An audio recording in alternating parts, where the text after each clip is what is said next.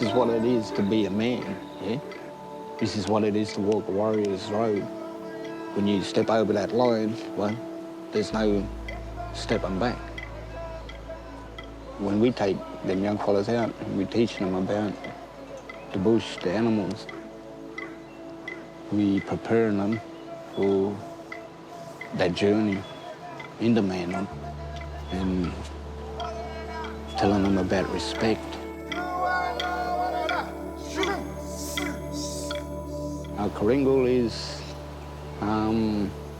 taking our young boys and initiating them and turning them into men, warriors. The old people take them up the mountains.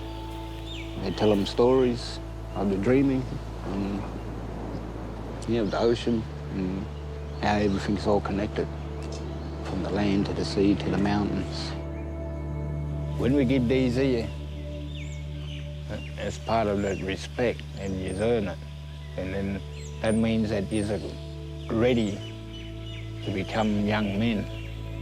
And when we go into special places like up Gulaga and up Waimanga, we've got to wear these for respect. These are like the keys to go into the door, into the gate, into them places. We touch the ground, Miriam Minga. Put him on.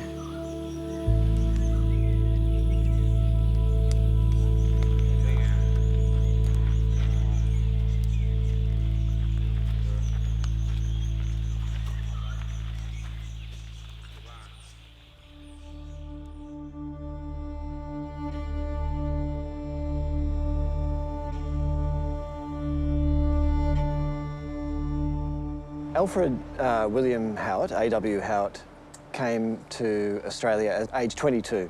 He was a very erudite person. He was a polymath. He was interested in botany, geology. He was an explorer. He was a surveyor. With his collaborator, a Wesleyan missionary named Lorimer Fyson, and they wrote the first major anthropological work globally to do with Australia. And it had a remarkable effect. It was one of the most important early pieces of anthropological work anywhere in the world. He became an excellent bushman, so much so that when Burke and Wills were lost out in Central Australia, he was sent as leader of the expedition to find their bodies. He did that remarkably quickly and successfully and returned to Melbourne as a hero.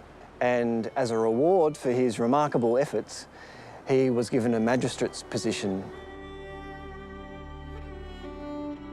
So in 1883, 84, many of these people were working on stations, and some were residing in early Aboriginal missions.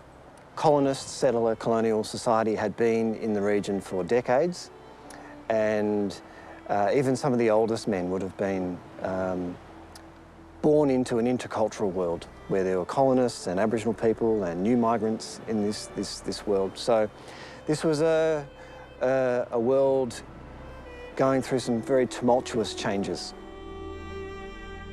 So in 1881, August of 1881, Alfred Howitt is in Sale in Gippsland, and he has a chance meeting with a man called Yuin. Howitt, being an anthropologist and being keen to find out more about people's cultural lives, engages in what appears to be quite a lively and lengthy conversation over a number of days with this man. Howitt, being quite duplicitous actually, he produced a bull roarer. But this bull roarer that he produced was one that Howitt he himself had made. Yuin wasn't to know this, but he believed Howitt, and he thought, I see that you know more than I thought you knew. So we can now talk more freely about the rites of initiation. I think he probably would have been excited because he would have been proud of his cultural heritage.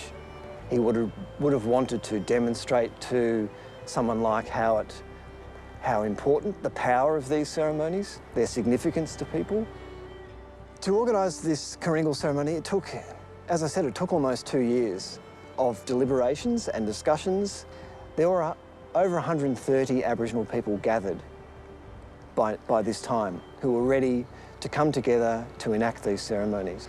However, Howitt says, I've only got 2 or 3 days. Let's abbreviate the ceremony. Let's do the shorter version of the Bunan, which is called the Kuringle. And I guess the other part of this story, which we haven't really talked about, is finding out where the Kuringle occurred. And there's the creek. There's the creek. There's the ridge line with the high point Of this ridge to the Kuringle system. There's 9. So you think we might be in the wrong spot? Because we're up here. Where we are, is Where are we? only, Up here. it's 1, 2, 3, 4, 5. Yeah. So we're here on Dr. George Mountain and we're looking for the site of the Kuringle. And this is really important to do this work with the Yuin men that are here, because refinding a site like this is just so important in terms of understanding the heritage of this area. So finding the site here would help in putting another piece of the jigsaw puzzle of a very old Aboriginal history back together again after a long period of colonisation. There's a grassy depression above it, and it was connected by a little water channel which had cut its way down a steep rocky slope and joined a small creek leading down to a valley where there was a fine pool of water. It then formed a stream bordered by shrubs and tall sedges and flowing through a series of small basin-like hollows, ultimately ran into a lake on the seashore, Nelson's Lagoon.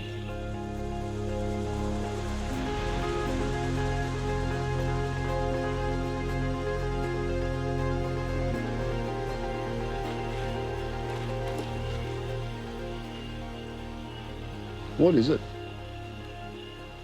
That should be like marking an area. There's a little one here too. Looks like it's sort of grown back a bit. Sort of more long. Yep. Get that definite. The next one might have been here too. This side. So the evidence that supports this place as being the Kuringle site includes the distance from Bega. So we know that the ceremonies were held about 9 kilometres to the east of Bega. As Howitt says, you can see the seacoast from here, which ticks that box. There's a creek nearby that flows into the Nelson Lagoon. And there's also 2 cleared spaces. There's a cleared space over here and the space we're in now that are connected by a bush pathway.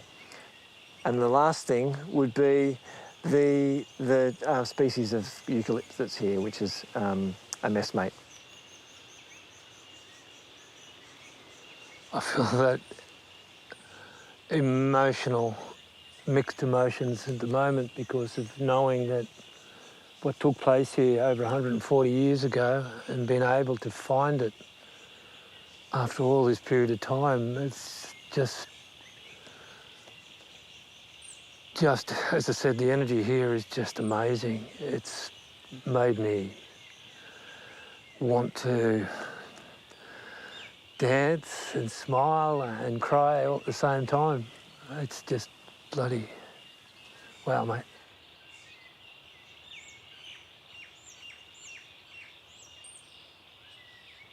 When our old people go to these places, we've got to make sure that everything's in line with that ceremony thing. So that's why they would have picked this sea area because, feel it here now. Like I said, we're all still, calm. Plus, back in them old days, this would have been clear up here, so we can look up, tell them about the stars and all that stories and dreaming in the stars and stuff. Go up around. Come on. We have a fairly detailed record of what occurred during the Kuringle ceremony of 1883. To begin with, they walked up the range, or the mountain, they started in the Bega Valley and they walked up what we probably think would have been, yeah, Dr. George Mountain. And as they walked along and ascended the mountain, they stopped at numerous intervals and performed different ceremonies for the young men. Must be you, do that. Can you hear it?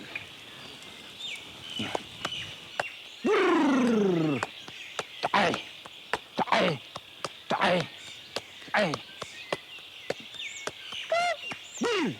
And when they finally got to a known ceremonial ground, a range of ceremonies occurred.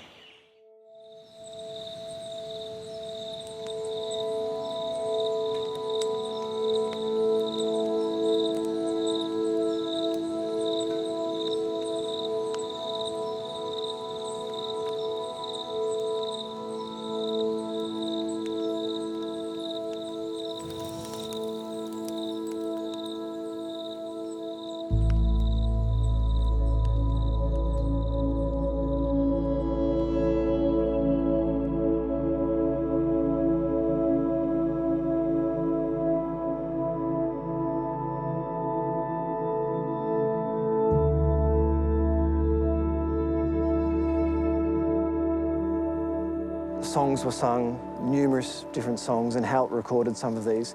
And the enactment of the ceremonies over that night and into the next day in considerable detail.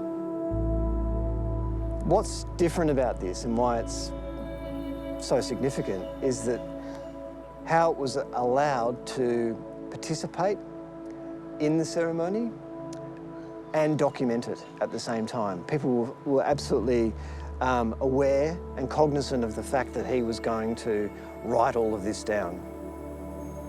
The people that came together came from a huge, disparate area, different part of Australia. So there was a contingent from Moruya to the north, there was a contingent from Bega, there was a contingent from Gippsland, a contingent from the Monero High Plains, and a contingent from the Wallaga Lake area.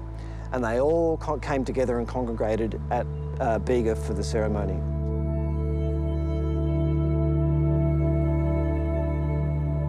According to the record, there was a council of men that ran the ceremony, and each of those senior men would have had, all of them would have had particular responsibility for the different parts of the ceremony, I think.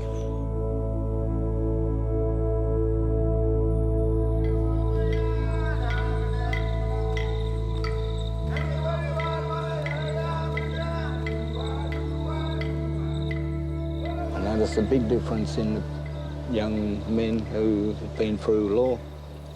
Not only me, but all the men that's been through law can see who's a man or who's a boy. We just know, right? There's a certain aura about they give off.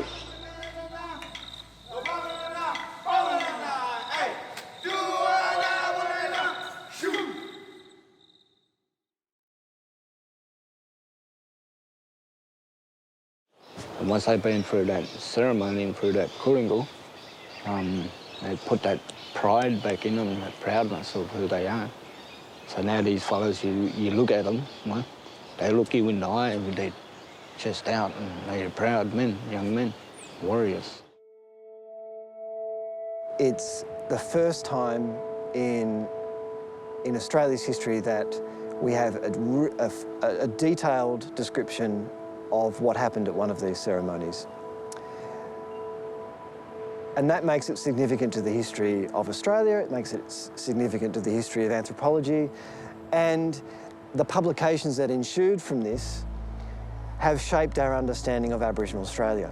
It is sad that this is the Kuringle of 1883 was the last time that this probably was performed in such an extravagant way, with all of those people coming together. Because you think about it, you know, thousands and thousands and thousands of years, people came together for ceremony to take their young men through the rites of initiation, these are deep family connections that go back through time for a long time.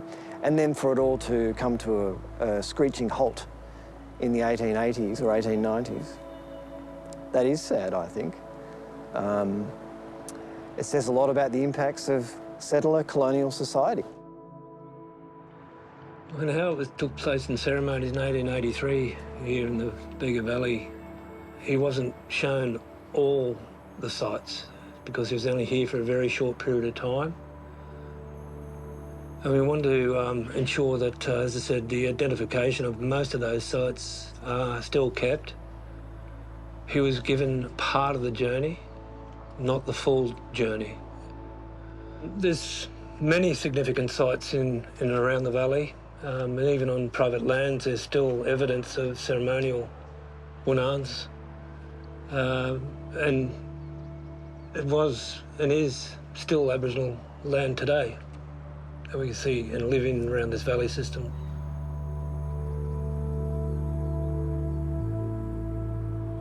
I can't really speak for all these other mobs. I can only talk from our mob here. And so our old fellas always kept that ceremony here.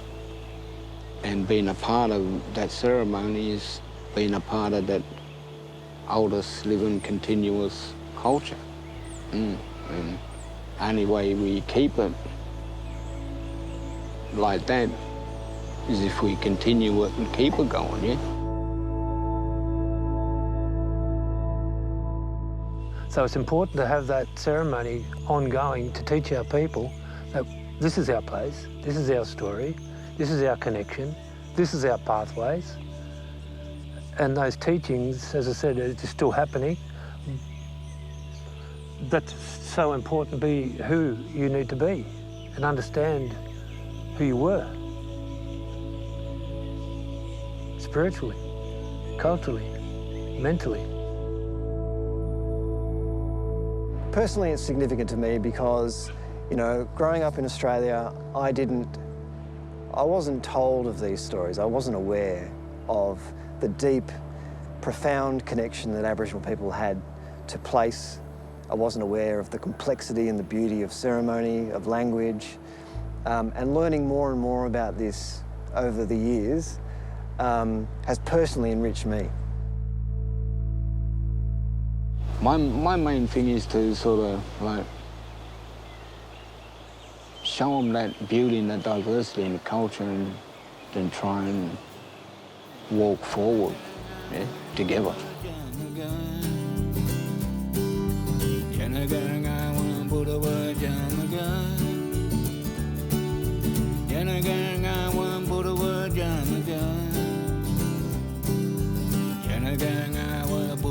Jam